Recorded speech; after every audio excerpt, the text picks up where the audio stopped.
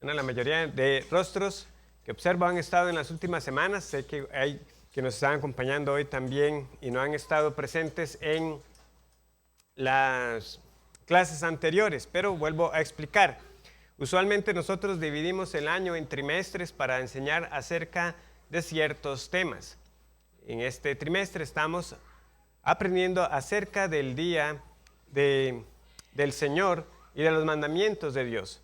Ahora estamos prontos a finalizar este cuarto mandamiento que nos dice que debemos acordarnos del día de reposo para santificarlo, que debemos trabajar 6 días y un séptimo día es apartado para la adoración a Dios.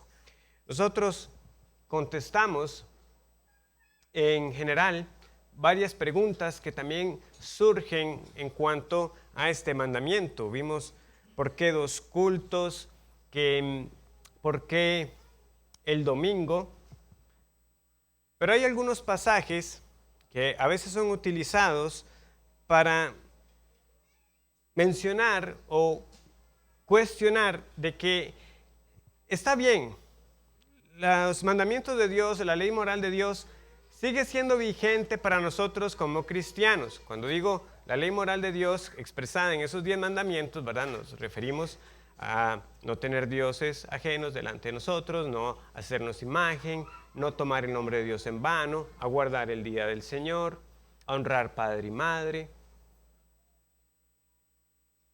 Pero van a decir que particularmente ese mandamiento no, y que hay pasajes que parecen sugerir de que debería ser indiferente para el pueblo del Señor cuando se reúne.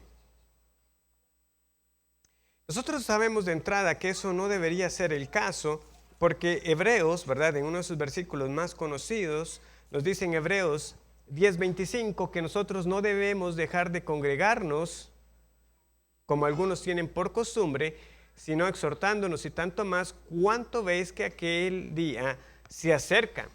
Entonces, sin duda, había un día que se esperaba que la iglesia se reuniera. Ya vimos en la clase anterior varios pasajes que mostraron que la iglesia se reunía un domingo. Vimos también las horas en que lo hacían. Vemos en Hechos capítulo 2 que lo estaban haciendo por la mañana y tenemos otras varias instancias que lo hacían por la tarde, que por algo ellos tomaban la cena del Señor y que posiblemente la mayoría de ellos, teniendo igualmente amos incrédulos, sería hasta el final del día que los iban a liberar de sus labores y que sería al final del día que ellos se iban a poder reunir, aunque ya vimos, ¿verdad? Porque hay buenas razones para nosotros tener 2 cultos. Ok. Pero realmente es ese mandamiento vinculante para nosotros. Veamos, por ejemplo, lo que dice Romanos 14:5. ¿Cuáles son esos pasajes a los que algunos quieren apelar?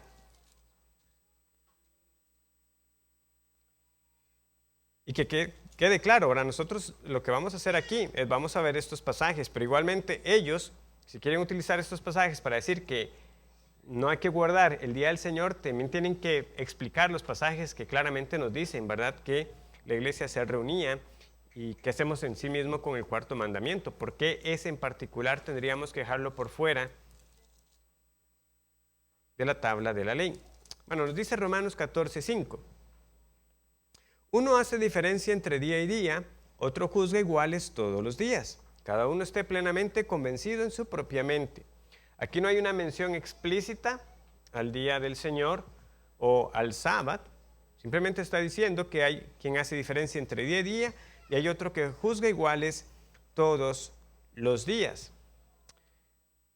Nos está diciendo esto, ¿verdad? Que hay para algunos que hacemos esta distinción tan fuerte, que tenemos el domingo y están los demás días de la semana. Entonces, este es uno de ellos.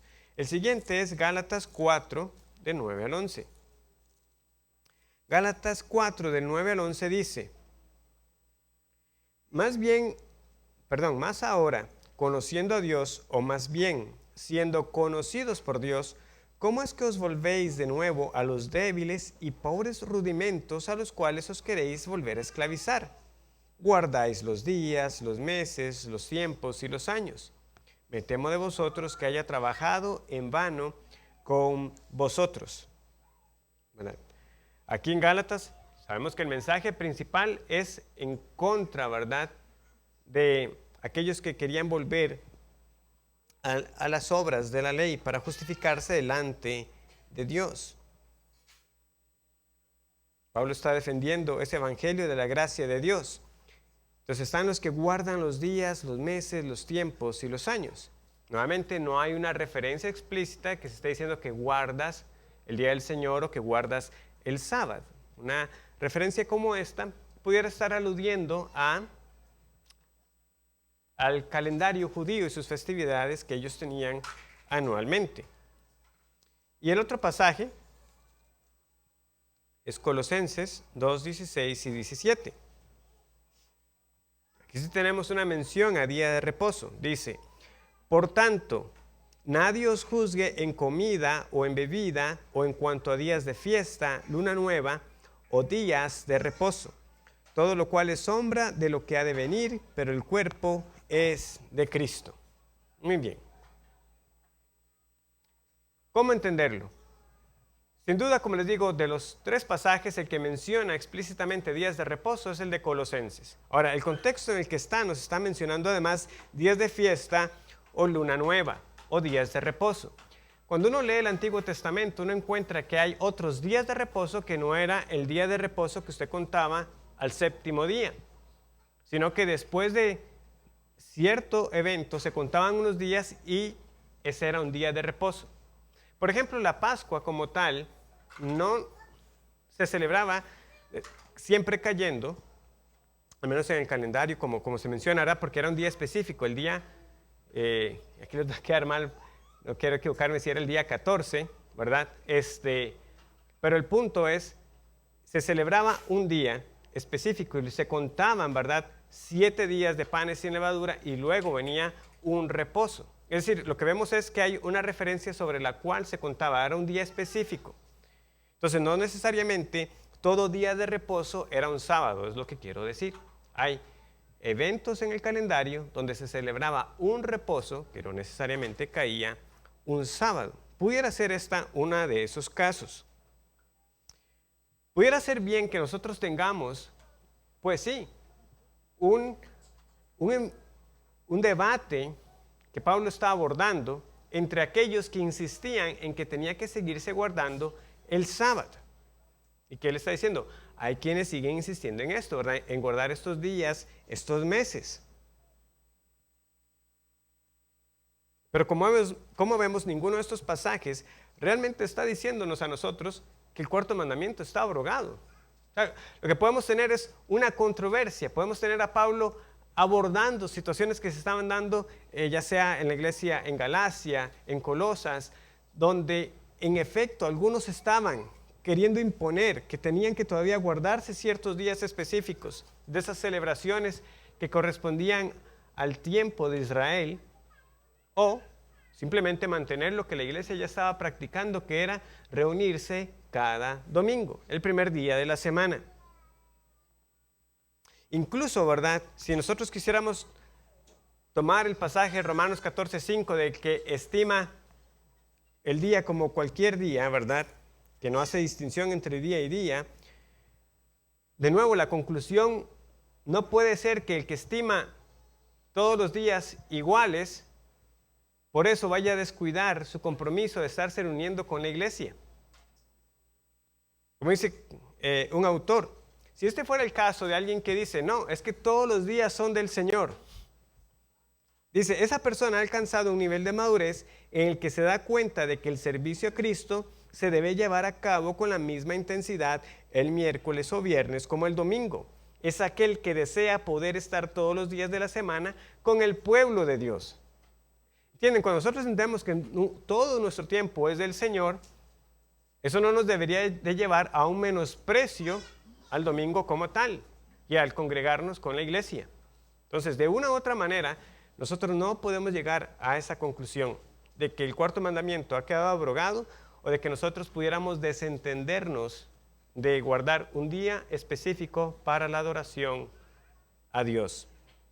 Entonces, para ir cerrando con este mandamiento, unas preguntas para nuestra consideración. De nuevo, esto es inspirándome bastante en el material de Edmund Clooney, que es cómo Jesús transforma los 10 mandamientos. Entonces son preguntas para que cada uno de ustedes las pueda reflexionar durante la semana después de lo que hemos estudiado estos domingos. Por ejemplo, debemos reflexionar sobre lo que significa el día del Señor en nuestra vida. ¿Cómo podríamos hacer que ese día sea del Señor? O sea, ¿qué estamos haciendo nosotros el domingo que particularmente haga ver de que este es el día del Señor? ¿Qué cambios podríamos llevar a cabo de manera que ese día fuera más para su gloria? ¿Qué lugar ocupa el descanso físico en este día? Pero a la vez podemos preguntarnos, ¿y cómo podemos hacer que cada día sea como el día del Señor? ¿Deberíamos actuar así, a la luz de lo que hemos visto? ¿Termina el día del Señor para usted con la bendición final en el culto de la mañana? ¿Somos de esos que adoptan esa actitud? Ya me congregué, ya cumplí por hoy. Cuarto, reflexionemos sobre el hecho de vivir con otros cristianos, de servir juntos en hospitales, prisiones y residencias de ancianos, y haciendo amigos entre los vecinos. Valoremos el tiempo que pasamos con el Señor como un tiempo que podemos compartir con otros cristianos. Recordemos que las obras de misericordia convienen en este día. ¿Qué más estamos haciendo nosotros para aprovecharlo de esta manera? Y en quinto lugar, quiero volver a abordar el aspecto de qué es necesario. Porque recuerden que parte de lo que nosotros estábamos argumentando es qué podemos hacer en este día. Y vimos que están aquellos casos que llamamos casos de necesidad o obras de necesidad. Entonces, un hermano de otro país me ha hecho llegar muy buenas preguntas y comentarios a varias de las enseñanzas que he estado exponiendo en este estudio de los mandamientos. Y él muy acertadamente toca, ¿verdad?, este aspecto vital del cuarto mandamiento. ¿Qué es necesario? Y él cuestionaba algunos de los ejemplos que yo había puesto. Como yo les dije en cierto momento de la lección, si nosotros quisiéramos llevar esto al extremo, nosotros podríamos cuestionar cada cosa que hacemos el domingo y preguntarnos si es necesario. ¿Comer es necesario? Realmente podríamos sobrevivir sin comer un día. O si vamos a comer, podríamos dejar absolutamente todo cocinado el día anterior, o podríamos comer frío. ¿Para qué calentarlo? No estoy simplemente queriendo ser como irónico o sarcástico. Lo que estoy llevando es, alguien está cuestionando, usted me dice que es aquello que es necesario. También he puesto otros ejemplos que no solamente han sido basados en la necesidad, sino en lo que es pertinente o apropiado, como esto que hablaba de reunirnos los hermanos después de un culto o celebrar un cumpleaños. O sea, es que no podemos ni cantarle cumpleaños a un hermano un domingo. Realmente es necesario, lo podemos dejar para otro día. Pero como les dije, nosotros podemos caer en el peligro de lo que estaban haciendo también los fariseos con las obras de misericordia. Vengan otro día para que sean sanos. ¿Por qué? Porque no es necesario ser sanado un día de reposo. Puede hacerse en otro momento. Entonces, el pasaje clave que nos puede ayudar a entender un poco mejor esta situación lo tenemos en Mateo 12. Entonces, vamos de nuevo a Mateo 12.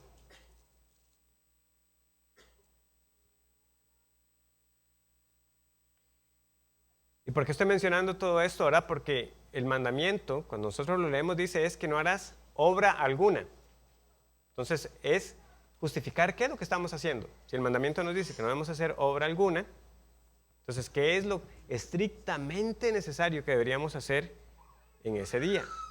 Viene Mateo 12, dice así, Mateo 12:1. En aquel tiempo iba Jesús por los sembrados en un día de reposo, y sus discípulos tuvieron hambre y comenzaron a arrancar espigas y a comer.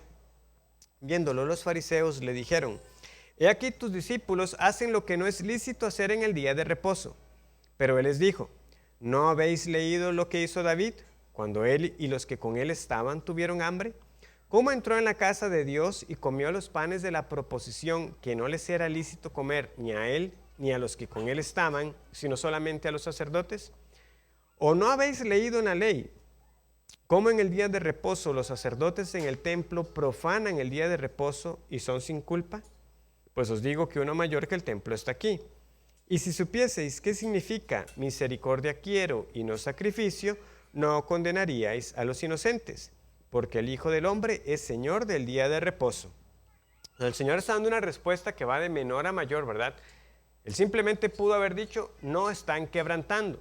Pero esta no es la única manera de entenderlo. O sea, mi postura, como yo estoy entendiendo este pasaje, es que realmente los discípulos no están quebrantando.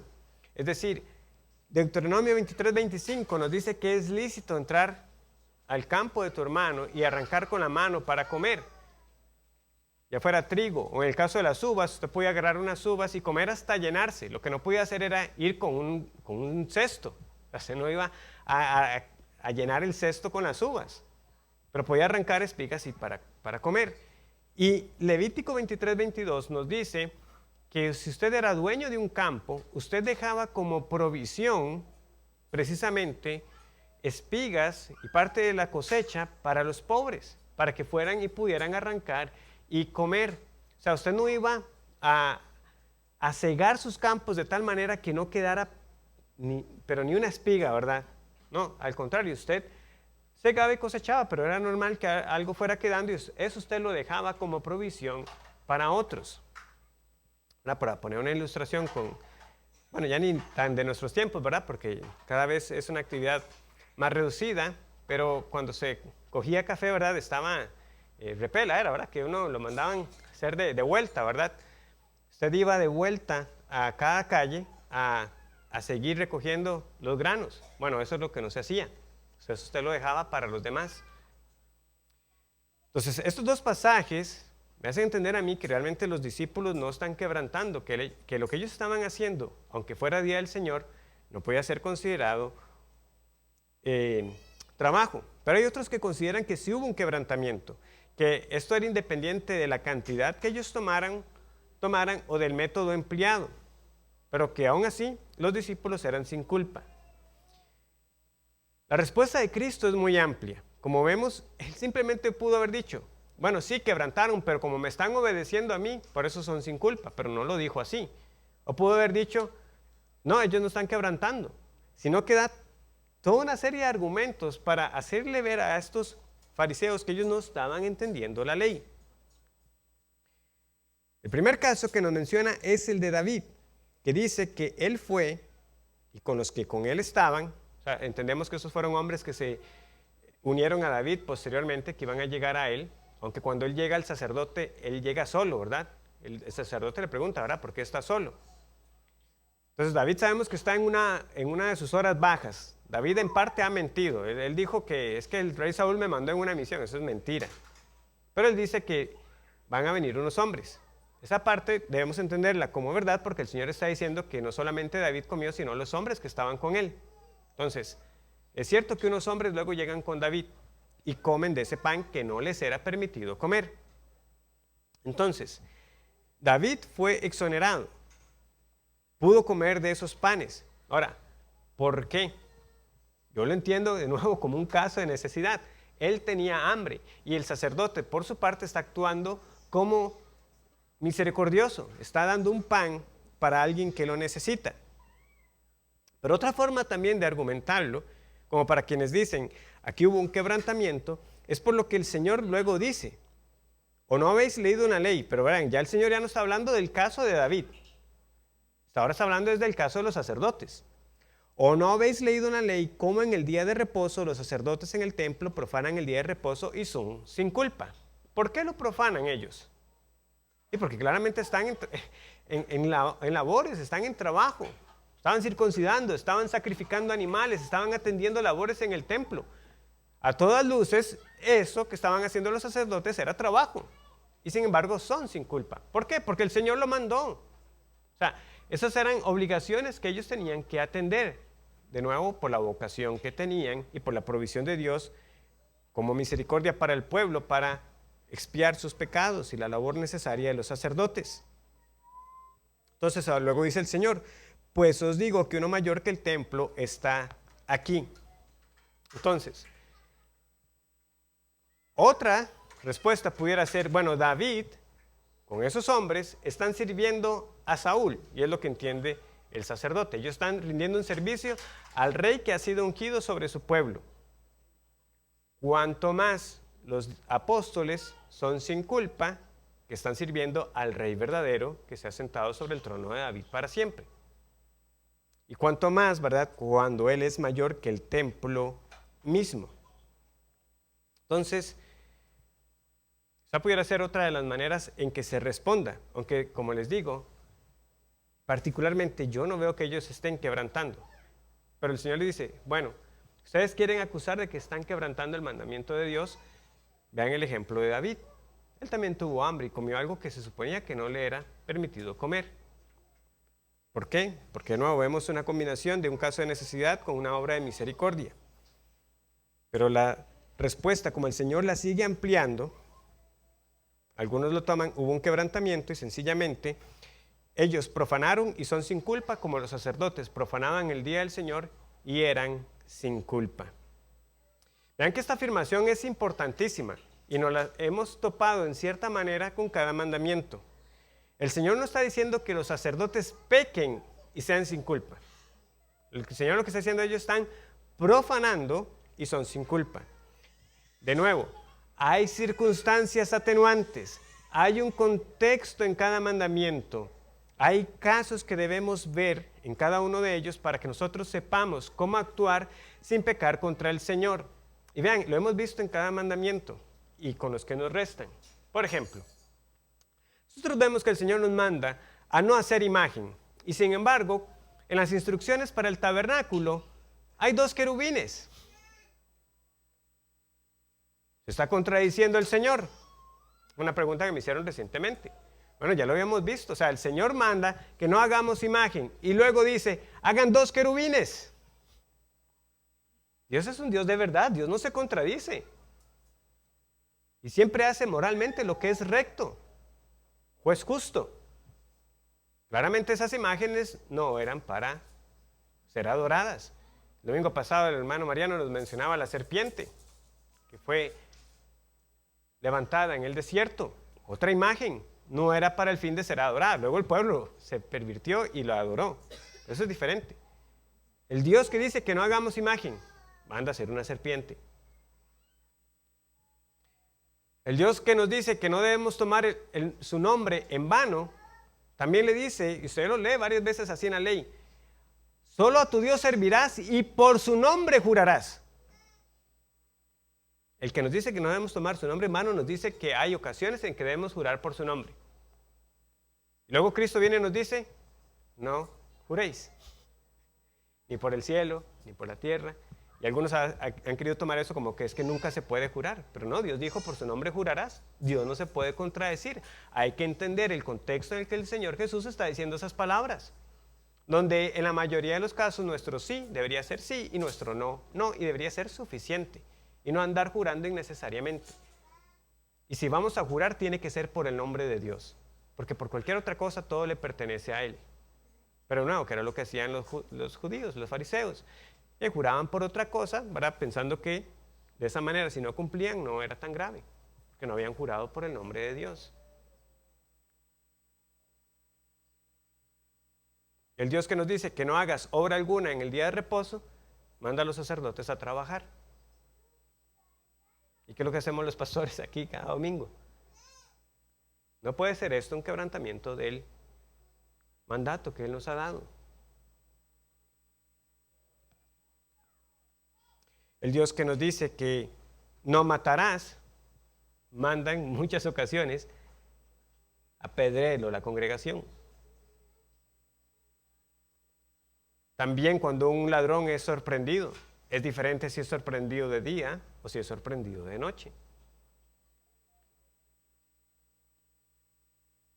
El Dios que nos dice que no demos falso testimonio, parece que hay ocasiones en las que se sanciona favorablemente a quienes detuvieron la verdad a otros. ¿Mintieron? Ya luego llegaremos a ese mandamiento. Por eso les digo, es nuestro deber estudiar y también aplicar la palabra, decidiendo con fe y para la gloria de Dios. Yo no puedo abordar cada caso. Y en muchos momentos yo estoy hablando de lo que, aún en mi limitada capacidad, entiendo. Pero ustedes, hermanos, la idea de este curso es darles las herramientas para que entiendan las diferentes aristas que hay. Y convencidos, con fe, tomen decisiones para la gloria de Dios. Quiero finalizar entonces, ahora sí, el mandamiento cuarto, leyendo Isaías 56:2.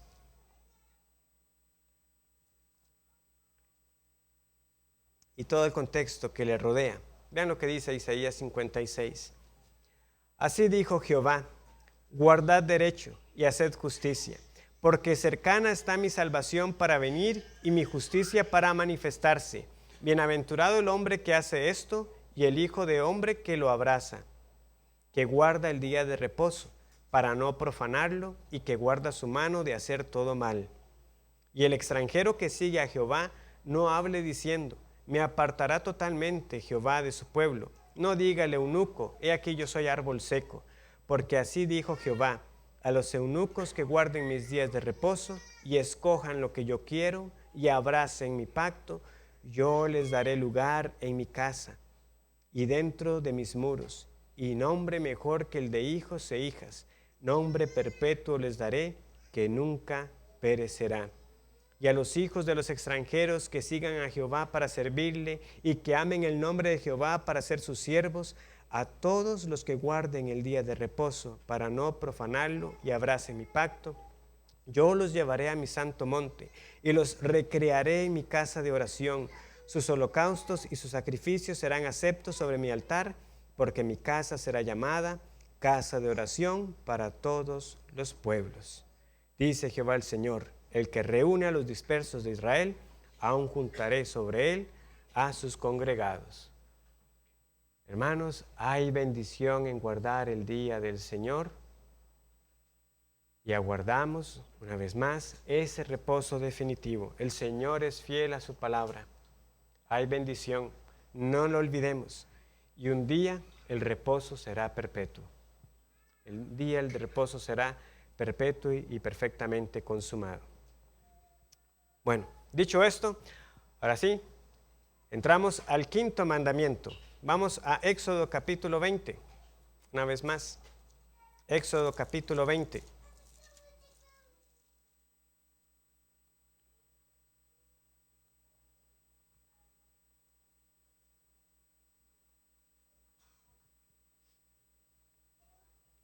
Versículo 12. Honra a tu padre y a tu madre, para que tus días se alarguen en la tierra que Jehová tu Dios te da. Y leamos también como aparece en Deuteronomio capítulo 5. Deuteronomio capítulo 5. Versículo 16.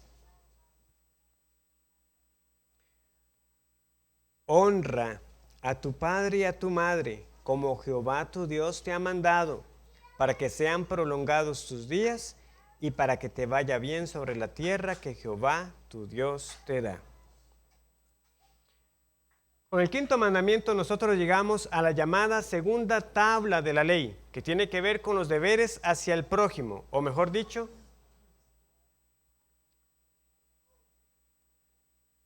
la segunda parte. Algunos también lo llaman así, la segunda tabla de la ley o la segunda parte que tiene que ver con mis deberes hacia el prójimo. Ahora, como he dicho en otros momentos, lo más probable es que las dos tablas de la ley que estaban guardadas en el arco tuvieran ambas los 10 mandamientos. No era que en una tabla habían 4 y en la otra estaban los otros 6, sino que ambas tenían los 10 mandamientos. ¿Esto por qué? Bueno, recuerden que es el Señor que ha entrado en pacto con su pueblo y es como que cada parte tenía una copia del contrato. Ahora, como a veces nos pasa en muchas cosas, ¿verdad? Usted compra un electrodoméstico, un terreno, firme el original y la copia para usted. Es lo que le dicen a uno, ¿verdad? Usted firma los dos y usted se deja una para usted. Entonces, 10 mandamientos. Por supuesto, Dios no necesita, ¿verdad?, que se le recordara con qué se había comprometido con su pueblo, pero de nuevo es el acto simbólico, el Señor diciendo, yo he entrado en un pacto con ustedes, yo he hecho un pacto. Entonces, las dos tablas físicas tenían ambas 10 mandamientos. Ahora, a partir del quinto es evidente que el énfasis cambia. Cambia ahora hacia nuestro trato con nuestros semejantes, pero sin dejar de lado que nosotros no podemos amar a nuestros prójimos sin conocer primero el amor de Dios, ser amados por Él y amarlo a Él. Por eso es que Jesús resumió la ley de esa manera. Amarás al Señor tu Dios y amarás a tu prójimo como a ti mismo. Y Juan en su primera carta también hace la conexión para nosotros, ¿verdad? Si vamos a primera de Juan, la primera carta de Juan, capítulo 4,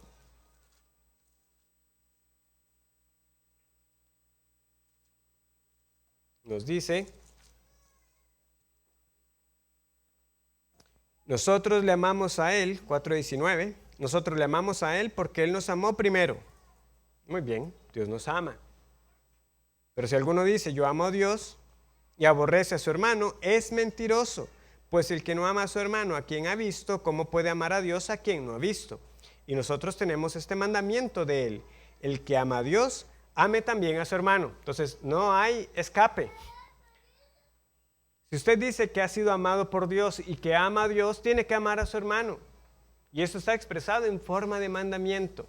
De nuevo, el amor no excluye la obediencia, sino que es la manifestación del amor por Dios. Si me amáis, guardad mis mandamientos. Y aquí tenemos un mandamiento. Ama a Dios, debe amarlo. Pero si ama a Dios, también debe amar a su hermano. Entonces entramos en este mandamiento, el quinto, que nos habla de la honra por nuestros padres. Es un mandamiento familiar, pero es también un mandamiento de autoridad.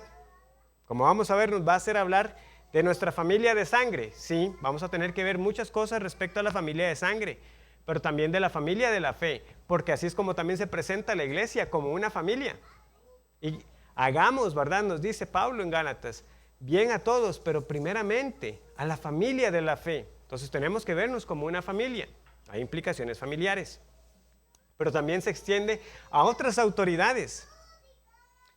Las autoridades que el Señor ha puesto en la iglesia y también del gobierno. ¿Cuál es el alcance del gobierno? ¿Debe velar el gobierno por todos los aspectos de nuestra vida, por nuestra salud, por nuestra educación? ¿Hasta dónde debe llegar el deber del gobierno con su poder de la espada? ¿Qué le debemos al gobierno aparte de los impuestos? Bueno, todo eso lo vamos a ver, si el Señor lo permite. Pero veamos entonces, ¿qué exige el mandamiento?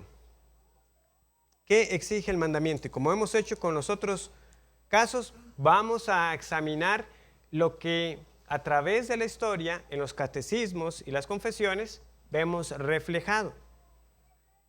Para entonces luego desmenuzar los elementos que componen el mandamiento, honrar padres y madres y la promesa que tenemos de larga vida y de poseer una tierra. ¿Cómo entendemos eso nosotros ahora?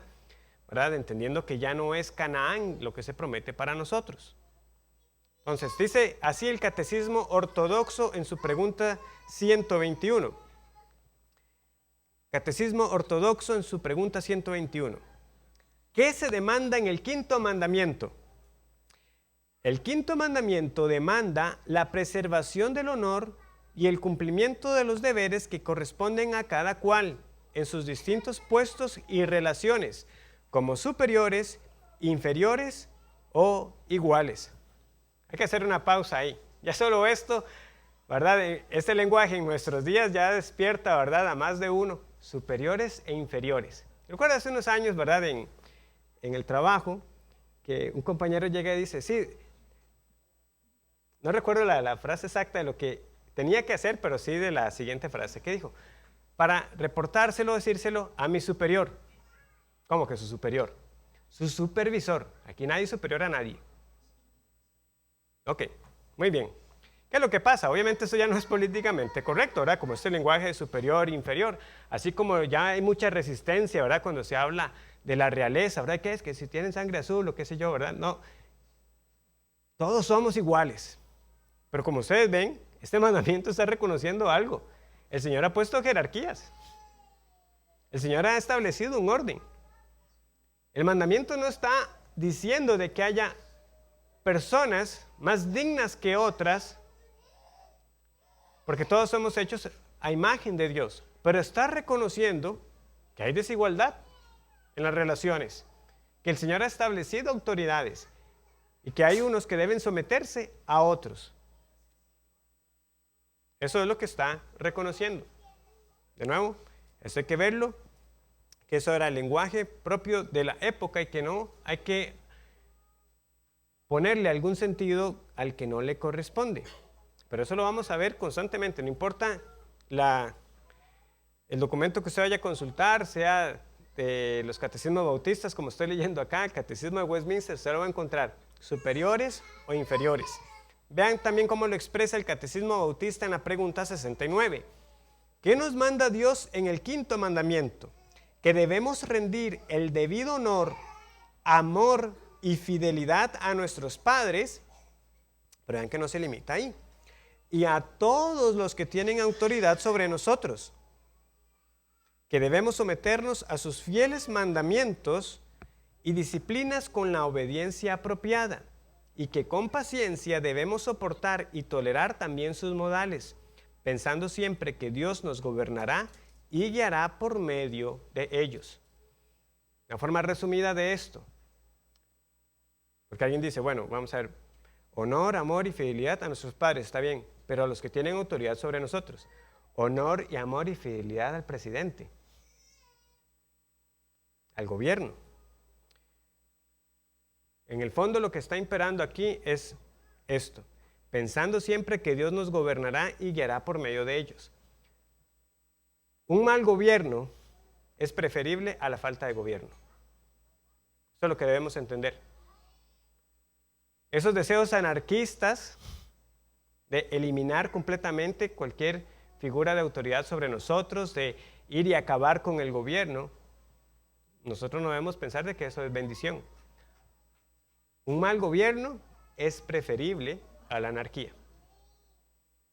Aún a través de gobiernos malos, Dios nos gobierna y nos guía a través de ellos. Y ya llegaremos a Romanos 3 y lo que Pablo está escribiendo con el imperio romano, siendo el poder imperante en esos días. Pero entonces, como vemos, se desprende que hay relaciones jerárquicas más allá de los padres, a los cuales este mandamiento aplica. Ya les dije, ¿verdad?, que el lenguaje de superiores e inferiores no es bien visto en nuestros días. Pero nosotros vamos a ver qué es lo que hay detrás de esas expresiones. Entonces debemos empezar con lo que demanda el mandamiento, con la primera frase. Honra a tu padre y a tu madre. Honrar. ¿Qué es honrar? Vamos a ampliar la respuesta viendo lo que también el catecismo de Westminster dice respecto a esta parte. ¿Cuál es el honor que los inferiores deben a sus superiores? Me encanta. Me encanta. Eso está, o sea, esto de verdad como a más de uno le resultaría chocante. Bueno, el honor que los inferiores deben a sus superiores es toda debida reverencia en el corazón, palabra y conducta, oración y acción de gracias por ellos, imitar sus gracias y virtudes, obediencia espontánea a sus legítimos mandatos y consejos, debida sumisión a sus correcciones, fidelidad a, defensa y mantenimiento de sus personas y autoridad, según sus diferentes rangos y la naturaleza de sus puestos, soportando sus debilidades y cubriéndolas con amor, para que sean un honor para ellos y su gobierno. Entonces, una debida reverencia en el corazón, palabra y conducta. Esas son palabras fuertes, porque la Biblia es clara que nosotros debemos honrar a Dios. Primera de Timoteo 1:17 nos dice que por tanto al Rey de los siglos, inmortal, invisible, al único y sabio Dios, sea honor y gloria por los siglos de los siglos. Amén. El único Dios que es digno de honra, ahora nos dice que debemos honrar a padre y madre. De nuevo, ¿hay un conflicto aquí? No, no lo hay. No es que nosotros debemos honrar a nuestros padres y a otras autoridades a pesar de que honramos a Dios. No, precisamente porque honramos, amamos y adoramos a Dios, nosotros también vamos a honrar, respetar y dar la debida reverencia a nuestros padres y a otras autoridades. Es porque amamos a Dios. De nuevo, del amor a Dios fluye el amor hacia nuestros semejantes y el respeto que debemos tener a esas esferas de autoridad que Dios ha puesto. No es a pesar de, no, es porque amamos a Dios. Yo voy a amar a mis padres y a toda otra figura de autoridad que el Señor ponga en mi vida. Por eso me sujetaré a mis pastores, el gobierno local. ¿Por qué? Porque amo a Dios. Eso no excluye. Más bien va a mostrar que yo amo y honro a Dios. Entonces no hay conflicto en esta honra entre la que debemos a Dios y la que debemos a nuestros semejantes. Hay un respeto y reverencia que debemos mostrar a ellos. También es cierto, como vamos a ver, que la honra, para finalizar con un pensamiento, ¿verdad?, de por qué luego veremos este conflicto durante los días de Jesús, que la honra tiene también implicaciones materiales. Por eso los hijos en nuestra adultez tenemos que velar por nuestros padres, si ellos están con vida. ¿Por qué? Porque el Señor en Proverbios 3:9 nos dice, honra a Jehová con tus bienes. O sea, esta honra no es solamente de labios, tiene implicaciones. Honra a Jehová con tus bienes y con las primicias de todos tus frutos. Entonces, si honramos al Señor con nuestros bienes y Él nos manda a honrar a nuestros padres, ciertamente durante los primeros días de nuestra infancia, la honra a nuestros padres se muestra principalmente por la obediencia a sus mandamientos, a lo que sea que ellos nos pidan en el Señor, como vamos a ver. Pero una vez que salimos de la casa, ¿cómo seguimos nosotros cumpliendo el mandamiento? Bueno, como leíamos en esa respuesta, ¿verdad?, velando por ellos, por su mantenimiento. Si el mismo Señor nos dice que parte de la honra al Señor la mostramos con nuestros bienes, de la misma manera también con nuestros padres.